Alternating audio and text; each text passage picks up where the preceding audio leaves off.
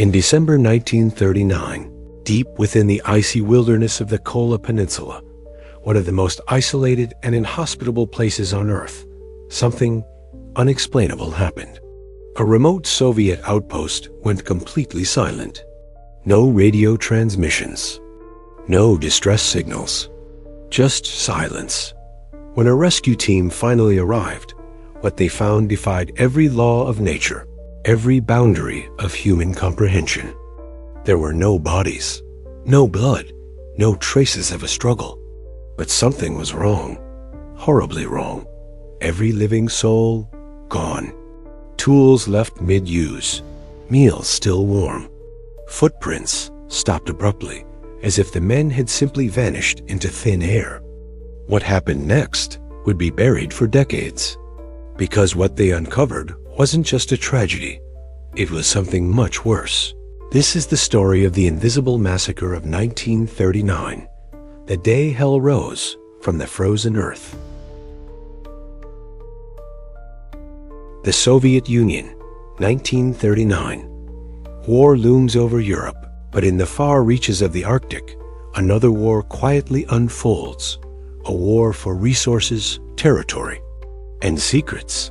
Station 23 was one of several classified outposts established near the Kabini Mountains, tasked with geological surveys. And something else. Rumors whispered among officers suggested the outpost's secondary mission involved experiments with low-frequency seismic waves. An early attempt at underground detection for military purposes, it was isolated, harsh. Temperatures dropped to -40 degrees. Only 23 men were stationed there. Geologists, military engineers, radio operators. Hardened men.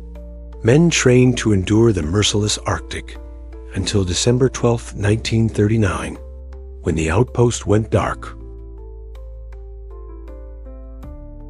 The first rescue team arrived 48 hours after the station's silence. What they found was unlike anything reported before or since. The gates were wide open. No signs of forced entry. Equipment was intact. Rifles still locked in racks. But every man was gone, except the absence itself felt oppressive. Frosted windows shattered from the inside. Personal belongings scattered as if dropped mid-motion. One room had a typewriter, with a sentence left unfinished. It's coming from the ground. Even the sled dogs were missing. No blood, no bodies, no drag marks. Only the heavy, suffocating silence and a strange, low hum vibrating through the frozen ground. Rescue team didn't stay long. Most would never speak of what they saw. But one report, buried deep in Soviet archives, mentioned something chilling. The earth opened. We heard them, screaming beneath us. What could cause 23 men to vanish without a trace? Officially, the Soviet report blamed a sudden ice fissure, a natural phenomenon where underground ice collapses, swallowing everything above. But geologists argue there were no such fissures recorded in that area. No seismic activity, no landslides, nothing explainable. Others believe it was a military experiment gone catastrophically wrong.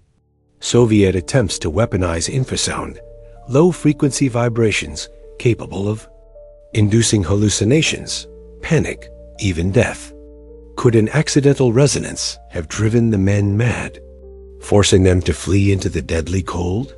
And then there are the darker theories. Locals, the indigenous Sami tribes, speak of ancient entities buried beneath the frozen earth. They tell of the Niki, shapeless hunters that rise from the deep when the ground is disturbed. A journal entry from the station's lead geologist was recovered. His last words read, "It's not ice, it's breathing." Days after the incident, the Soviet military sealed Station 23. All records were classified under Project Moros, meaning frost. Survivors were reassigned. Some disappeared. In 1972, declassified KGB files briefly mentioned the Arctic event before being pulled again. The documents reference audio recordings recovered from beneath the ice, described only as screaming in frequencies beyond human hearing. Satellite imagery from the 1980s showed the ground near Station 23 collapsing, as if hollow beneath. Today, the location is completely inaccessible, the area officially declared unstable.